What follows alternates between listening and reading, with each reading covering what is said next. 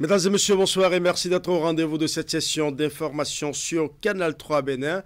Au sommaire de ce journal, la visite de travail du commandant de la zone maritime atlantique de la marine française au Bénin, le vice-amiral d'escadre Olivier Lebas s'est rendu ce mercredi à la base navale de Cotonou pour rencontrer les partenaires et visiter les installations et les équipements que la marine française a mis à la disposition de son homologue du Bénin. C'est dans le cadre de la coopération en matière de sécurité maritime entre la France et le Bénin. Les détails dans un instant. Du côté de l'enseignement supérieur, l'heure est au dialogue social entre les organisations estudiantines et les centres des œuvres universitaires et sociales. C'est une rencontre d'échange placée sous la tutelle du ministre de l'Enseignement supérieur et de la Recherche scientifique. Objectif, permettre aux organisations fêtières des étudiants d'exposer les problèmes auxquels ils sont confrontés au quotidien dans les universités pour des approches de solutions.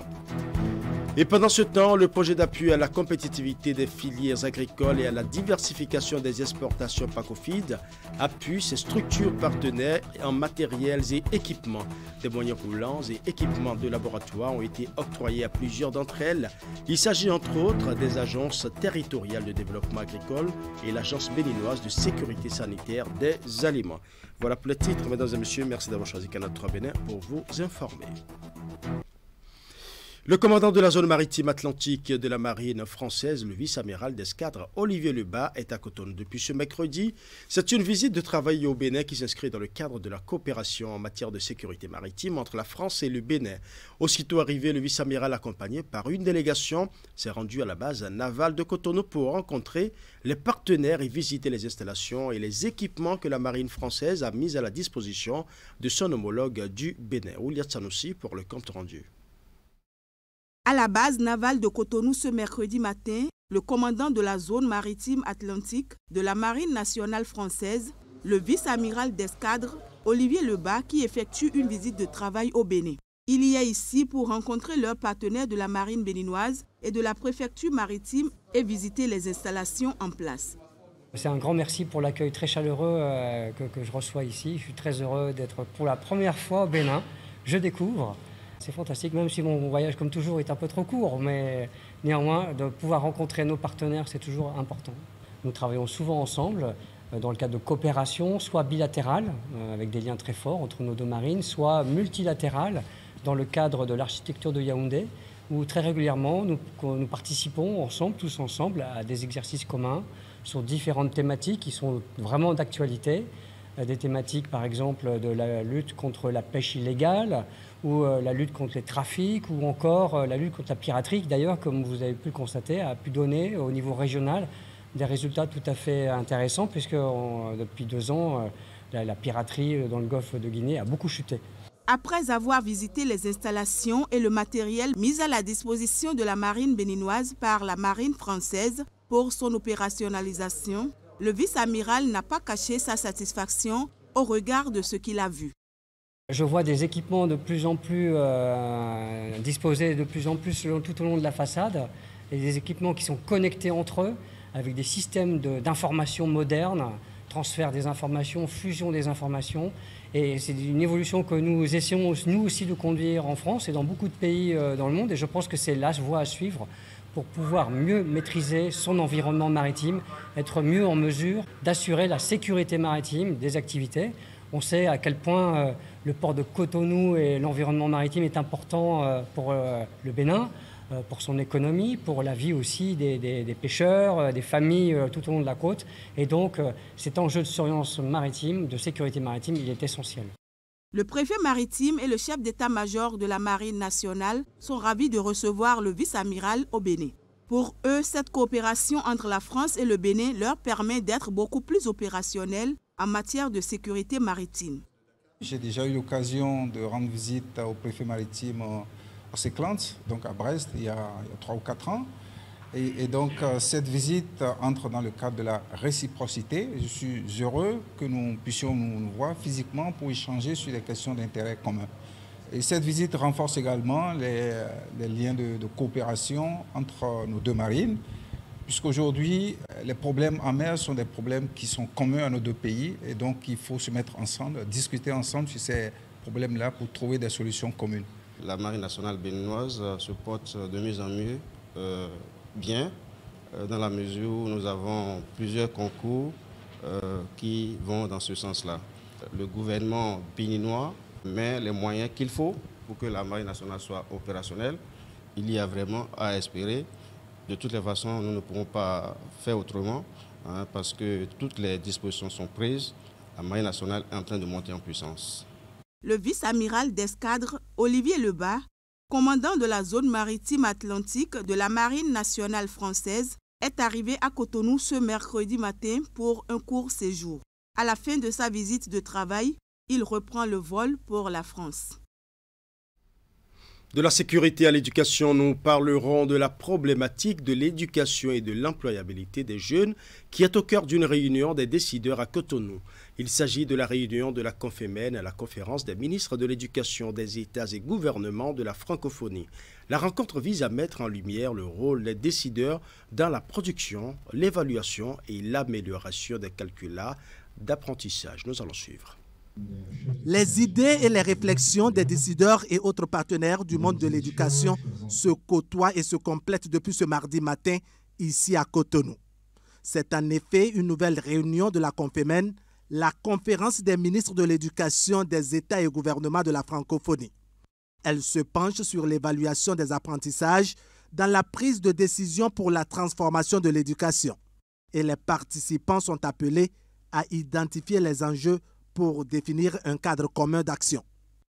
Le PASEC permet à la Confémen de contribuer aux débats internationaux et nationaux pour une éducation de qualité pour tous. La présente rencontre, dont le thème est l'évaluation des apprentissages dans la prise de décision pour la transformation des systèmes éducatifs, identifier les enjeux pour définir un cadre commun d'action est à inscrire sur l'orbite de l'appréciation des dites évaluations à travers l'impact de leurs résultats sur la prise de décision pour le pilotage de nos systèmes éducatifs en cette période de préparation du 3e cycle d'évaluation groupée dénommé PASEC 2024, dont la collecte définitive est prévue pour 2025. Ainsi, nos travaux permettront de répondre à un certain nombre de questions. Comment passer du diagnostic posé par les évaluations aux pistes de remédiation et instaurer les mécanismes adaptés pour traiter efficacement les difficultés et réussite mise en lumière ainsi que les facteurs qui y concourent. Comment ensuite mettre en œuvre des actions cohérentes basées sur les résultats d'évaluation pour pallier ces difficultés et renforcer les réussites en vue d'asseoir des politiques éducatives efficaces. Comment mesurer l'efficacité des dites politiques pour s'assurer que les mesures prises produisent effectivement les effets attendus et permettre d'éviter les effets pervers. Comment encourager le dialogue entre chercheurs, analystes et décideurs en amont et en aval des évaluations pour garantir à terme une utilisation efficiente des résultats. Les réponses qui seront apportées à ces questions permettront de mettre les résultats des évaluations au service des politiques éducatives en vue de garantir la qualité et l'employabilité des jeunes. Une aventure à laquelle les partenaires restent engagés et enthousiastes. La Direction du développement et de la coopération suisse est un partenaire de longue date de la Confémen et nous nous réjouissons de notre collaboration que nous jugeons saine, constructive. Nous soutenons cet événement parce que nous pensons, nous aussi, qu'une évaluation de performance en elle-même ne peut à elle seule améliorer un système si des actions correctives ne viennent pas par la suite compléter et mettre en œuvre cette évaluation. L'année 2030 constitue l'échéance pour l'atteinte de l'ODD 4 qui vise l'accès de tous à une éducation de qualité sur un pied d'égalité et promouvoir les possibilités d'apprentissage tout au long de la vie. Les travaux en cours prennent fin jeudi prochain. Éducation toujours, sous la supervision de la ministre de l'Enseignement supérieur et de la Recherche scientifique, les centres des œuvres universitaires et sociales organisent les premières assises du cadre de concertation permanent et du dialogue social avec les organisations estudiantines. L'objectif de cette séance de travail est de permettre aux organisations fêtières des étudiants d'exposer les problèmes auxquels elles sont confrontées dans les universités pour des approches de solutions. Reportage. Sans langue de bois, les organisations fertières des étudiants échangent avec le ministre de l'Enseignement supérieur et de la Recherche scientifique. Ils sont venus exposer les difficultés auxquelles ils sont confrontés au quotidien dans leurs universités respectives. C'est une rencontre de travail initiée par les centres des œuvres universitaires. Je remercie ainsi au nom des étudiants de l'UNA, le COUSAC, en particulier l'actuel directeur par intérim, grâce à qui nous avons obtenu un contrat avec les chauffeurs de taxi de la commune de Sakété pour le transport de nos camarades étudiants. Nous avons également obtenu la réalisation de 2 terrains de sport pour favoriser la distraction et l'épanouissement des camarades de Sakété et d'Akotoko. Cela étant dit, nous sommes donc conscients tous, chers autorités, que des avancées notables sont faites. Toutefois, nos écoles d'ingénieurs à l'UNESTIM, nous avons 3 écoles d'ingénieurs qui sont nourries par l'Institut national supérieur des classes préparatoires. Tout comme la FSS, l'INGEPS et l'EPAC, les écoles d'ingénieurs d'Aboumé ne sont pas reconnues comme de grandes écoles à 2 cycles et sont traitées de la même façon que les écoles à 1 cycle. Nos organisations estudiantines à l'université de Parakou ne sont pas libres. Parce que quand l'autorité fait quelque chose et qu'on veut le dire, on vous appelle la nuit pour vous dire « Monsieur, est-ce que vous savez qu'on peut vous faire reprendre l'année? Monsieur, est-ce que vous savez qu'on peut faire cela à votre institution, qu'on peut suspendre votre institution ?» Des menaces qui s'ensuivent, alors qu'ils savent très bien que les raisons, ce pourquoi nous sommes en train de parler, sont justes. Cette séance de travail est placée sous la tutelle du ministre de l'Enseignement supérieur et de la Recherche scientifique. Éléonore Yahi Ladékan rassure ses porte-voix des étudiants que les plaintes et doléances ne resteront pas lettres mortes. Votre voix compte, vos perceptions comptent, vos contributions comptent. Et ainsi, nous vous évaluons. Nous regardons les intrants que nous mobilisons. Est-ce que les effets escomptés sont là? Et je vous assure, très sincèrement, je vous demande de vous ovationner pour vous-même. Cette séance d'échange s'inscrit dans la droite ligne des réformes amorcées par le ministre Éléonore Yahi Ladékan dans les universités du Bénin. L'objectif de cette démarche est de recenser les difficultés et aplanir les divergences dans les universités publiques ainsi que privées du Bénin. Éducation toujours, et cette fois-ci, nous parlerons de la promotion de l'excellence. 253 filles des écoles primaires et collèges de l'arrondissement de Banté ont été récompensées le week-end écoulé. C'est une initiative de l'association de développement de l'arrondissement de Banté. Objectif, créer une saine émulation chez les apprenants de cette localité, notamment les filles. L'initiative est à sa toute première édition. Les détails dans ce reportage signé Imet Hélène Amosso. L'arrondissement central de Banté célèbre ses meilleures écolières et élèves filles. Les récipiendaires sont celles qui se sont fait remarquer de par leurs résultats parmi les 5 premiers dans les 11 écoles primaires ainsi que les 2 collèges de la localité. La sélection a été faite du cours préparatoire au cours moyen 2e année et de la 6e en terminale. Au total, 253 filles ont été récompensées par l'association de développement de l'arrondissement de Banté, ADAB. Nous remercions l'ADAB pour leur soutien.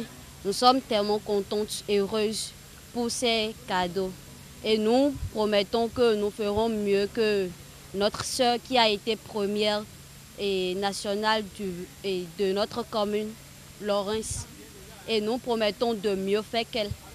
et nous promettons aussi de bien travailler. Les lots remis sont essentiellement composés de fournitures scolaires, dont des paquets de cahiers, des bics et autres. À travers ce geste, la DAB entend non seulement encourager ces dernières, mais aussi les inviter à persévérer davantage. Cette façon de célébrer l'excellence pour les organisateurs constitue également une manière d'amener d'autres apprenantes à s'adonner aux études afin d'améliorer leurs résultats. La première édition de la journée de l'excellence à Banter vise deux objectifs principaux. Attribuer le prix de l'excellence à mademoiselle Baye Bukola Evania Lawrence, ressortissante de l'arrondissement de Banter, première des filles au bac 2022 au plan national, avec 18,22 de moyenne et tenez-vous bien, bac série C. Deuxième objectif, c'est de récompenser 253 meilleures filles de nos écoles, comme je l'ai souligné, CI au CM2 et collège 6e en terminale au titre de l'année 2022. Chers parents, la cérémonie qui nous réunit aujourd'hui est une aubaine pour la DAB de nous rappeler l'importance de l'éducation de nos enfants en général et celle des filles en particulier, c'est-à-dire la transmission de savoir et la transmission de valeurs sociales. La célébration de l'excellence dans l'arrondissement de Banter est à sa première édition. L'occasion a été celle choisie par le président de la DAB pour exprimer sa gratitude envers tous ceux qui ont apporté leur contribution pour la réalisation de cette activité. Le colonel Marcelin Laourou ainsi que les autres membres du bureau ont promis faire le nécessaire en vue de rendre l'initiative pérenne. Et après sa récente fermeture par la Direction générale de l'enseignement supérieur, l'Institut supérieur agropastoral de biotechnologie et de l'environnement est à nouveau ouvert. La levée de scellés a été l'occasion pour les autorités de tenir une séance d'échange avec le promoteur et ses collaborateurs. Les détails dans ce reportage signé Imette Hélène Amosso. Fermé pendant un peu plus d'une semaine, l'Institut est à nouveau ouvert au public. Ce que nous venons de faire, puisque nous sommes à l'intérieur de l'Institut.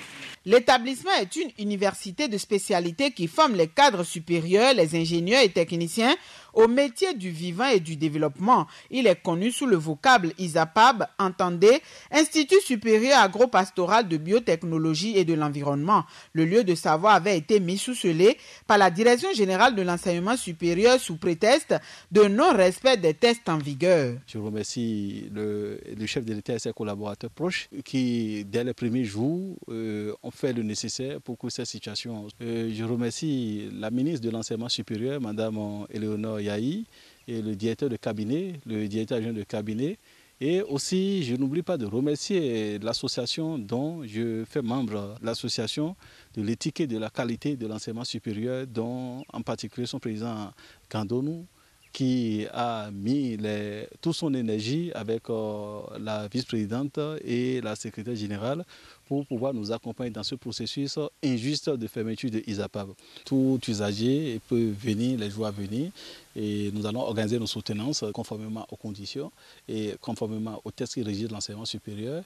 Et nous lançons un appel à ces étudiants qui n'ont pas fait leur stage de reprendre leur stage de formation pour qu'on puisse leur programmer la soutenance. La levée des scellés a été suivie d'une séance d'échange tenue par la délégation de la DGS avec le promoteur et certains de ses collaborateurs. La réunion a précédé une visite du site, laquelle a permis d'une part de constater les conditions d'exercice des activités dans cet institut et d'autre part se faire une idée des dégâts survenus suite aux quelques jours de cessation de travail.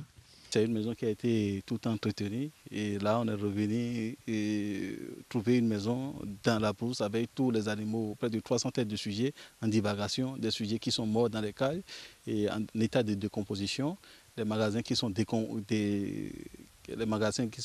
défoncés, plus d'un hectare de palmiers fraîchement mis qui ont été détruits, un plan de gombo, vous avez constaté avec moi. Là, ce qu'il faut faire maintenant, il faut qu'on essaie de sortir tous les sujets du site et faire une désinfection totale afin d'éviter des éventuelles maladies plus tard et ramener d'autres sujets. ISAPAB reprend donc ses activités au grand bonheur de l'équipe de direction, de même que la 4e édition des étudiants en attente de leur soutenance.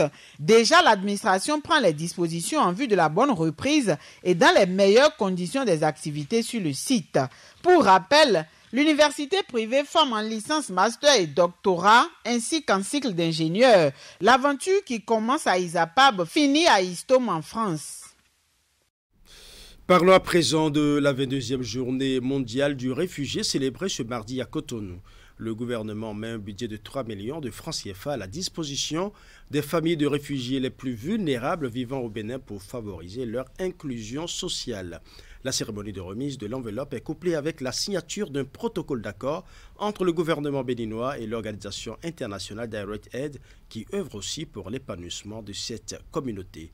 William Cléquan pour plus de précisions. 50 000 francs CFA à 60 familles de réfugiés les plus vulnérables vivant au Bénin. C'est le cachet spécial que donne le gouvernement béninois à cette 22e édition de la Journée mondiale du réfugié. L'autre acte fort posé en faveur des personnes en situation de déplacement forcé est la signature du protocole d'accord entre le ministère de l'Intérieur et l'organisation internationale humanitaire Direct Aid. Chers compatriotes, nous avons trouvé accueil dans une terre de paix et d'amour qui est le Bénin. Et grâce à celui-ci, nous retrouvons peu à peu le goût à la vie et nous insérons progressivement. Monsieur et madame, nous voulions profiter de cette tribune pour exprimer notre sincère remerciement au gouvernement et au peuple béninois tout entier pour leur hospitalité. Il est temps que nous nous engagions tout à intégrer les réfugiés dans nos communautés à tous les niveaux.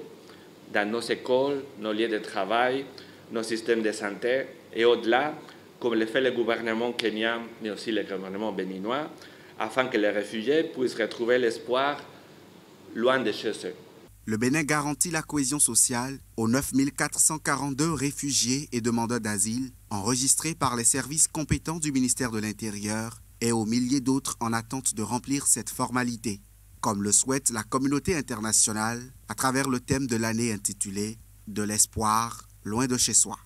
C'est donc ici, pour moi, le lieu de remercier le peuple et le gouvernement béninois qui accueillent généreusement autour de 10 000 personnes faites de demandeurs d'asile et de réfugiés de différentes nationalités, mais d'origine africaine.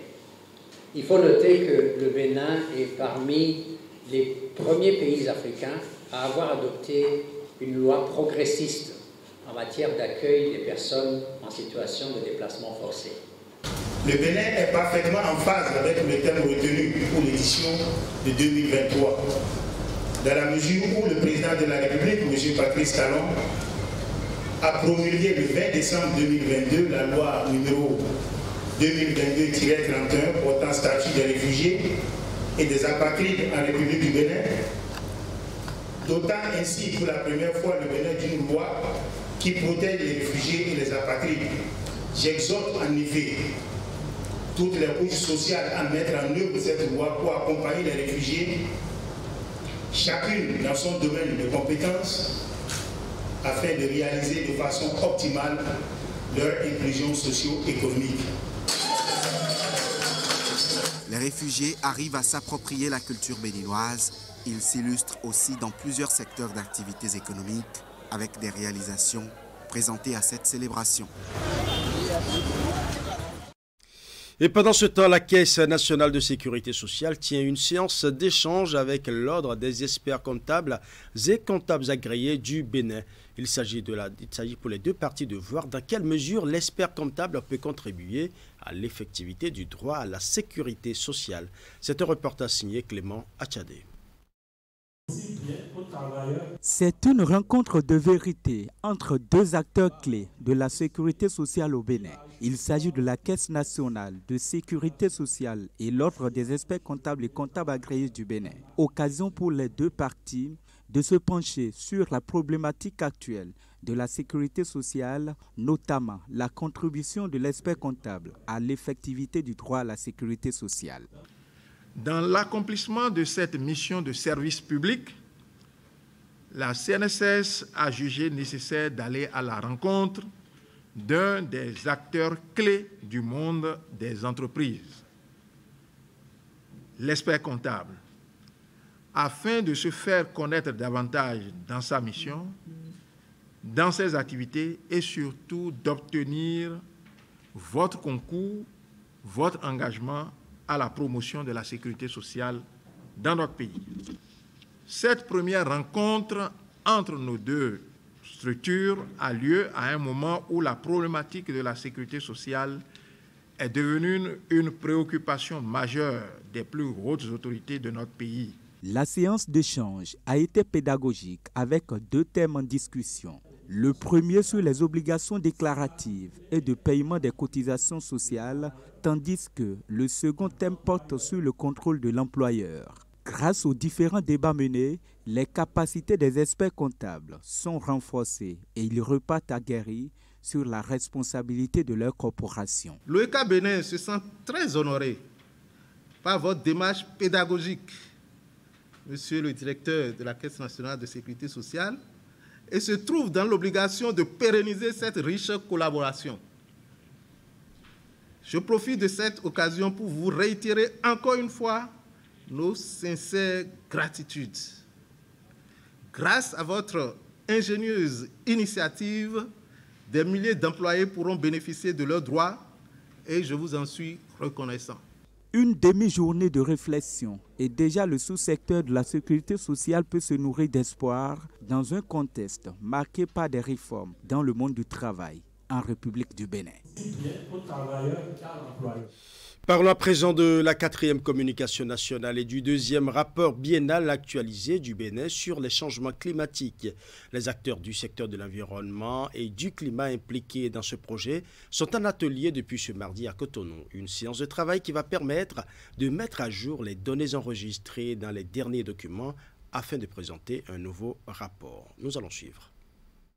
Le Bénin entre dans les préparatifs du lancement du projet d'élaboration de la 4e communication nationale et du 2e rapport biennal actualisé du Bénin sur les changements climatiques. C'est à Cotonou que l'atelier dédié aux 10 travaux a été officiellement lancé par le directeur général de l'environnement et du climat. Les invités, chers participants, en ratifiant la Convention cadre des Nations Unies sur les changements climatiques, en ratifiant le protocole de Kyoto et l'accord de Paris, respectivement les 30 juin 1994, 25 février 2002 et le 31 octobre 2016, la République du Bénin est astreinte à soumettre à la conférence des parties une communication nationale sur les changements climatiques tous les 4 ans et un rapport biennal actualisé tous les 2 ans.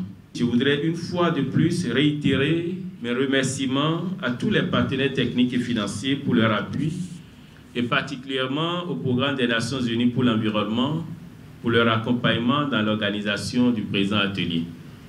Sur ce, et tout en vous souhaitant des échanges fructueux, je déclare ouvert ce jour l'atelier de lancement du projet d'élaboration. Cet atelier de lancement vise notamment à mettre à jour les données enregistrées lors de la 3e communication nationale et du premier rapport actualisé sur les changements climatiques afin de renforcer les capacités nationales en matière de résilience face aux changements climatiques.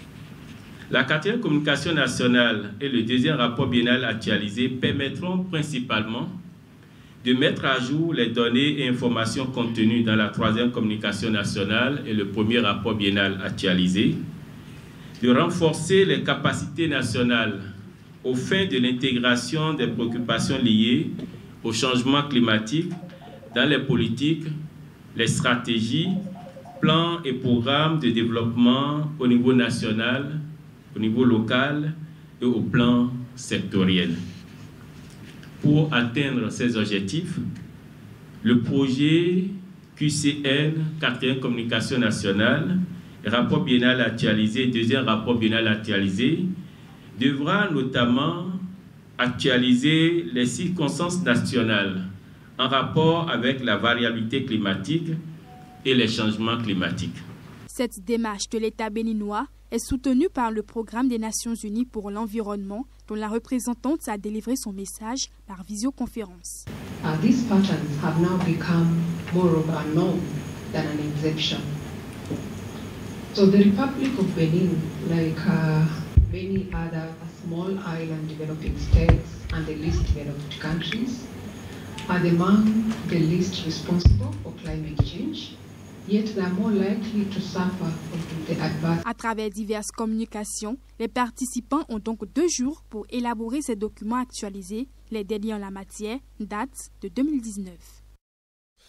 Parlons agriculture dans ce journal avec la mécanisation du secteur grâce aux performances de la Société nationale de mécanisation agricole, SONAMA. La société organise une fois encore des journées portes ouvertes à l'intention des associations agricoles, des producteurs et des clients. Et ces journées portes ouvertes ont démarré ce mercredi 21 juin sous l'objectif d'une de nos caméras. Voici le compte rendu signé Assombo. Associations d'agriculteurs et producteurs découvrent les potentialités de la Société nationale des machines agricoles. L'entreprise leur ouvre ses portes sur 2 jours, mercredi et jeudi, pour découvrir de nouveaux kits à moindre coût. Au premier s'ajoutent les clients et partenaires. Aujourd'hui, nous avons invité les coopératives. Demain, nous avons invité des clients. Nous avons ensuite beaucoup de partenaires qui vont venir nous rendre visite. Et notre objectif, c'est d'être sûr que chacun d'eux repart avec une bonne connaissance des missions de la SONAMA, de notre offre produit et de ce que nous devons faire pour accélérer la mécanisation agricole au Bénin. Les journées portes ouvertes font suite à une caravane organisée par la société à travers le pays. La caravane avait consisté à présenter des tracteurs de 20, 30, 45, 60 chevaux. Et ici, à ces journées, associations et agriculteurs expriment leur satisfaction face au programme de subvention dont ils peuvent bénéficier. Moi, j'ai déjà lancé l'achat de 20 chevaux et je pense que les uns et les autres, chacun de nous ici présents, a déjà pris une décision et j'invite les acteurs du monde agricole à faire l'effort, même si eux-mêmes seuls n'ont pas les moyens pour acheter, ils peuvent se mettre à 2, à 3 pour avoir des tracteurs. À plusieurs, nous pouvons financer le matériel agricole et l'utiliser en commun. L'opportunité qui a été offerte aujourd'hui où le gouvernement finance le matériel agricole à 50%, ça veut dire quoi? Ça veut dire que les producteurs qui mutualisent leurs moyens pour financer le matériel, le coût devient accessible, le matériel devient accessible pour eux. C'est une histoire de confiance entre la Société nationale de machines agricoles et ses partenaires. En fait, ce n'est pas uniquement le tracteur qui est subventionné à 50%, mais on parle du kit entier. Donc c'est le tracteur, la remorque, le semoir, le pulvérisateur, c'est l'ensemble de tout ce qui va avec le tracteur qui est subventionné à 50%. La société vise plus loin encore dans ses prestations.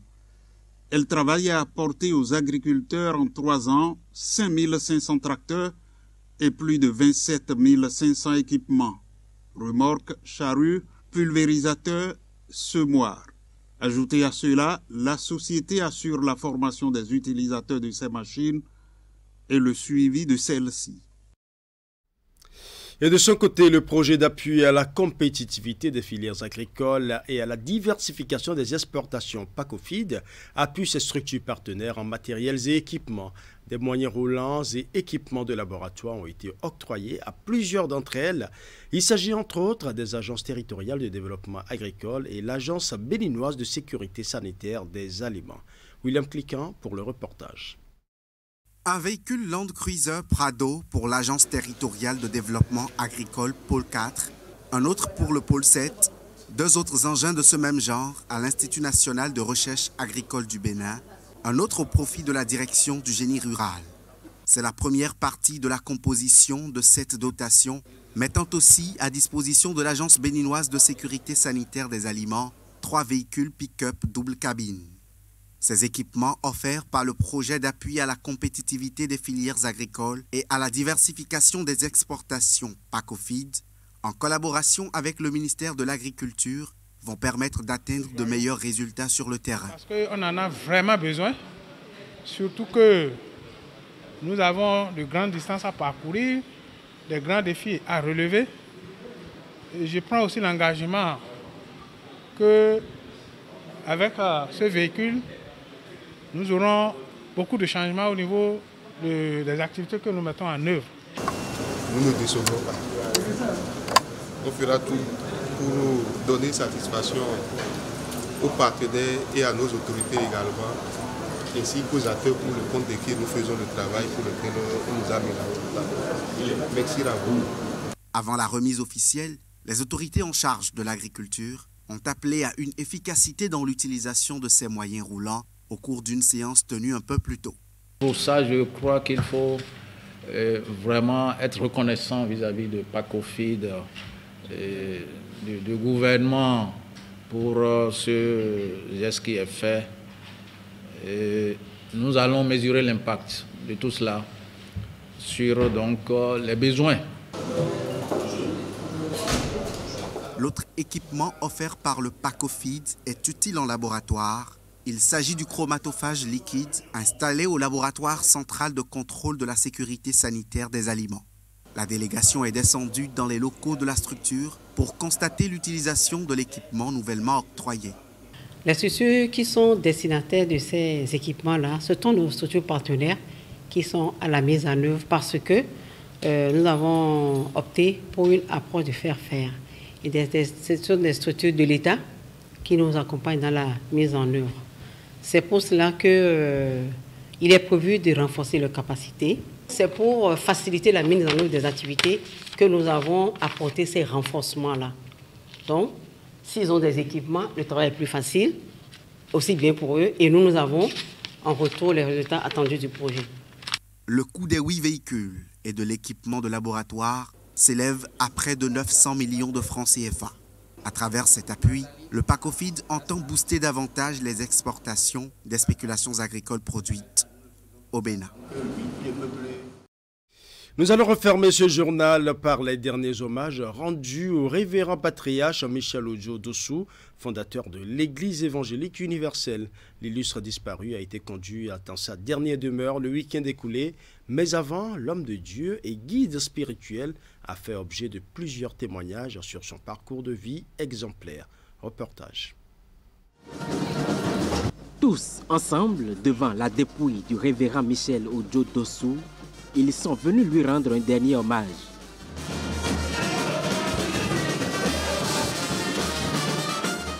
Famille biologique et religieuse, personnalités et cadres reconnaissent ici le parcours et les mérites de ce pasteur, pionnier de l'Église évangélique universelle au Bénin. C'était notre chapeau, notre guide, notre sage, notre protecteur, notre référence, bref, notre marque déposée. Âgé de 98 ans, le serviteur de Dieu est passé de vie à trépas le lundi 29 mai 2023, jour de la Pentecôte. Des témoignages, il y en a eu à l'occasion de cette célébration de revoir à l'illustre disparu. Il m'a vu et c'est lui qui a signé mon embauche au CNSS en 1990 à Bethesda. Et 30 ans après, en 2020, quand je devrais passer à la retraite, c'est lui, il était là. Tout le temps, il m'a nourri spirituellement.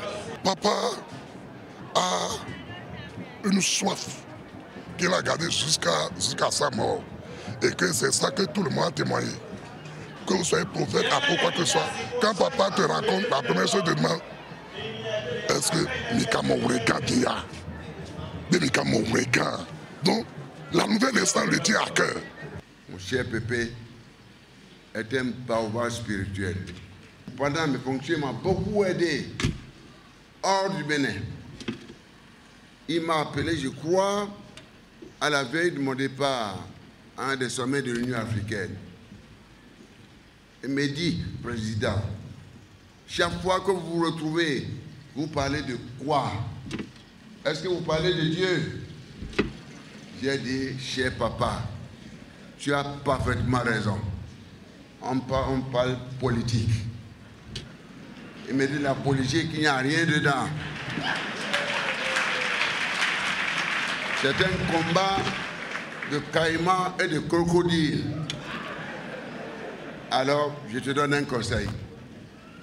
Prends la tête et à chaque sommet, introduis l'idée de rassembler tous vos collègues, chefs d'État, et vous priez avant de commencer. Cultiver l'esprit du vivre ensemble, partager les paroles bibliques à chaque instant. Ce sont là quelques propos forts que laisse le patriarche Michel Ojo Dossou à ses fidèles. Voilà, ce sera tout pour ce journal. Merci pour votre aimable attention. Bonne soirée à chacun et à tous.